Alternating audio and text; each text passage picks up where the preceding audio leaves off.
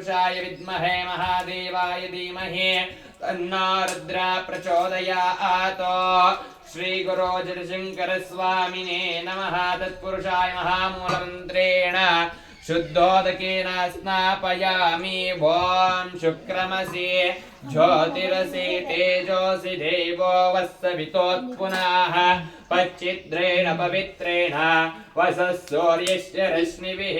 श्रीगुरो जयशंकर स्वामिने नमः।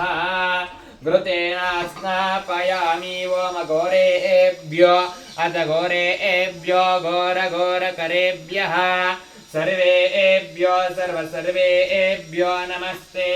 अस्तु रुद्ररूपेभ्यः अघोरमहामूलमन्त्रेण शुद्धोदकेन स्नापयामि।